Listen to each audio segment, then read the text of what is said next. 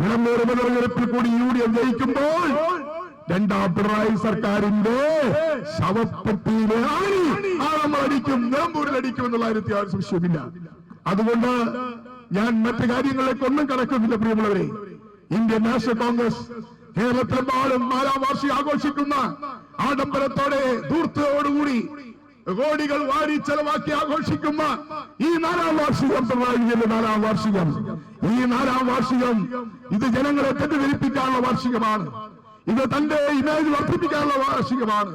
തന്റെ ഫോട്ടോയും ചിത്രങ്ങളും വെച്ച് കേരളത്തിലാകമാനം ഒരു 3ാം പിണറായി സർക്കാർ ഇത് അധികാരത്തിൽ വരാൻ പോകുന്നു എന്ന പ്രതീതി ഉണ്ടാക്കാൻ വേണ്ടിയുള്ള കാപട്യത്തിന്റെ വഞ്ചനയുടെ വാർഷികമാണ് നടന്നുകൊണ്ടിരിക്കുന്നത്. പാവപ്പെട്ട പെൻഷൻകാർക്ക് പെൻഷൻ കൊടുക്കുന്നില്ല, സർക്കാർ ജീവനക്കാരുടെ ശമ്പളം പുതുക്കി ചെയ്യിക്കുന്നില്ല, അതുപോലെ തന്നെ വികസനം ആകെ മുരടിച്ചിരിക്കുന്നു, സ്തംഭിച്ചിരിക്കുന്നു. പഞ്ചായത്തുകളെല്ലാം നോക്കൂട്ടിയായിരിക്കുന്നു, അവർക്ക് കൊടുക്കേണ്ട ഫണ്ട് കൊടുത്തിട്ടില്ല. എന്ത് നേട്ടമാണ് കേരളത്തിലെ ജനങ്ങൾക്ക് നൽകിയിരിക്കുന്നത്? നാഷണൽ ഹൈവേ നിർമ്മാണവുമായി ബന്ധപ്പെട്ട് നമുക്കറിയാം, നാഷണൽ ഹൈവേയുടെ സ്ഥലമെടുപ്പും എല്ലാ കാര്യങ്ങളും നേരത്തെ തന്നെ ഉമ്മൻചാണ്ടി സർക്കാരിന്റെ കാലത്ത് പൂർത്തിയാക്കിയതാണ് നടപടികൾ. കേന്ദ്ര ഗവൺമെന്റാണ് നാഷണൽ ഹൈവേ നിർമ്മിക്കുന്നത്. അതുമായി ബന്ധപ്പെട്ട് പിണറായി വിജയൻ ഗവൺമെന്റ് യാതൊരു ബന്ധവുമില്ല. വിഴിഞ്ഞം തുറമുഖത്തിന് തറക്കല്ലിട്ടതാരാ? വിഴിഞ്ഞം പദ്ധതിക്ക് അനുമതി നേടിയതാരാ? അത് ഉമ്മൻചാണ്ടിയുടെ ഗവൺമെന്റാണ്, UDF സർക്കാരാണെന്ന് ഏത് കൊച്ചുകുട്ടികൾക്കും അറിയാം, അരിയാഹാരം കഴിക്കുന്ന എല്ലാവർക്കും അറിയാം. കണ്ണൂർ വിമാനത്താവളം ആരുടെ കുഞ്ഞാണ്? അത് UDFന്റെ കുഞ്ഞാണ്. ഉമ്മൻചാണ്ടിയാണ് അതിന്റെ നിർമ്മാണം പൂർത്തിയാക്കിയത്. അതുപോലെ കൊച്ചി മെട്രോ അത് ആരുടേതായിരുന്നു? അത് UDFന്റേതായിരുന്നു. എല്ലാം നമ്മൾ തുടങ്ങി, നമ്മൾ നിർമ്മാണ പ്രവർത്തനങ്ങൾ ആരംഭിച്ചു. അതിന്റെ അവസാനം മുഖ്യമന്ത്രിയായി വന്ന പിണറായി വിജയനും LDF ഗവൺമെന്റും അതിന്റെ ഉദ്ഘാടനം നടത്തി അതിന്റെ പ്രതിത്വം ഏറ്റെടുക്കുന്ന എട്ടുകാലി മമ്മൂഞ്ഞായി പിണറായി വിജയനും ഇവിടത്തെ ഇടതുപക്ഷ സർക്കാരും മാറിയിരിക്കുകയാണ്. ഈ കേരളത്തെ വികസിപ്പിക്കുന്നതിന് വേണ്ടി, ഈ കേരളത്തിന്റെ അടിസ്ഥാന പ്രശ്നങ്ങൾ പരിഹരിക്കുന്നതിന് വേണ്ടി, സാധാരണക്കാരന്റെ കഷ്ടപ്പാടുകളും ബുദ്ധിമുട്ടുകളും ഇല്ലാതാക്കുന്നതിന് വേണ്ടി, ആരോഗ്യരംഗത്ത് നാം നേരിടുന്ന പ്രതിസന്ധി പരിഹാരം ഉണ്ടാക്കാൻ, പാവപ്പെട്ട രോഗികൾക്ക് സൗജന്യ ചികിത്സ നൽകുന്ന കാരുണ്യ ബലവൻ പദ്ധതി പോലും നിർത്തലാക്കിയ പിണറായി വിജയൻ 4ാം വാർഷികം ആഘോഷിക്കുന്നത് ആടിനെ പട്ടിയാക്കുന്നതിന് വേണ്ടിയാണ് എന്ന കാര്യത്തിൽ സംശയമില്ല. അതുകൊണ്ട് പിണറായി വിജയന്റെ 4ാം പിണറായി സർക്കാർ ഈ ആഘോഷം കേരളത്തിലെ ജനങ്ങൾ തള്ളിക്കളയുമെന്നുള്ള കാര്യത്തിൽ ആരും സംശയമില്ല.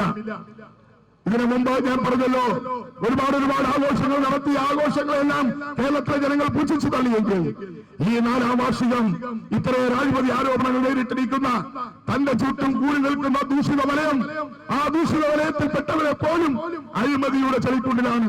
നേരത്തെ പറഞ്ഞല്ലോ, ശിവശങ്കരൻ ജയിലിൽ കടന്നു 90 ദിവസം. മുഖ്യമന്ത്രിയുടെ ഏറ്റവും വിശ്വസ്തനായ പ്രിൻസിപ്പൽ സെക്രട്ടറി. ഏതെങ്കിലും UDF ഗവൺമെന്റ് കാലത്ത് ഏതെങ്കിലും മുഖ്യമന്ത്രിയുടെ പൊളിറ്റിക്കൽ സെക്രട്ടറിയോ പ്രിൻസിപ്പൽ സെക്രട്ടറിയോ ജയിലിൽ കിടന്നിട്ടുണ്ടോ?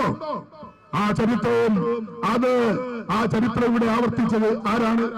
ആ ചരിത്രം ഇവിടെ സൃഷ്ടിച്ചത് ആരാണ്? പിണറായി വിജയനാണ്.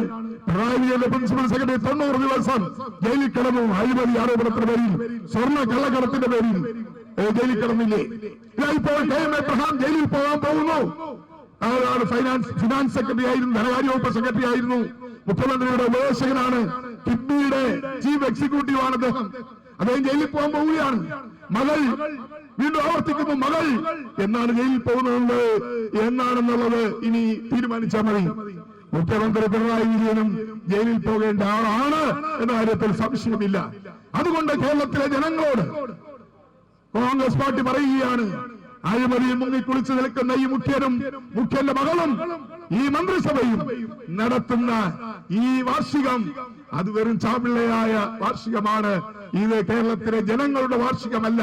ഇത് കേരളത്തിലെ ജനങ്ങളുടെ പങ്കാളിത്തമുള്ള വാർഷികമല്ല.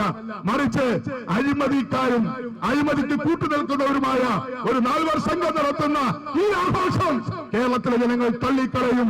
അടുത്ത് വരാൻ പോകുന്ന ലോക്കൽ ബോഡി തെരഞ്ഞെടുപ്പും അതിനുശേഷം നടക്കാൻ പോകുന്ന നിയമസഭാ തെരഞ്ഞെടുപ്പിലും കേരളത്തിലെ ജനങ്ങൾ ഐക്യജനാധിപത്യ മുന്നണിക്കും കോൺഗ്രസിനും അനുകൂലമായി വിധി എഴുതി ഈ നാണംകെട്ട നാറിപ്പുഴുത്ത അഴിമതിയിൽ മുങ്ങിക്കുളിച്ചു നിൽക്കുന്ന ഈ പിണറായി വിജയന്റെ ഗവൺമെന്റ് എന്നത്തേക്കുമായി അറബിക്കടലിലേക്ക് വലിച്ചെറിയുന്ന ഒരു ദിവസത്തിന് വേണ്ടി, ഒരു നാളേക്ക് വേണ്ടിയാണ് നാം ഈ പോരാട്ടം നടത്തുന്നത്. ഇന്ന് മലപ്പുറം ജില്ലാ കളക്ടറിലേക്ക് KPCCയുടെ ആഹ്വാനം അനുസരിച്ച് ഈ കളക്ടറിലേക്ക് മാർച്ച് ചെയ്ത കോൺഗ്രസിന്റെ ധീരന്മാരായ പ്രവർത്തകരെ അഭിവാദ്യം ചെയ്തുകൊണ്ട് ഈ മാർച്ച് ഉദ്ഘാടനം ചെയ്തതായി അറിയിക്കുന്നു. നന്ദി, നമസ്കാരം, ജയ് ഹിന്ദ്.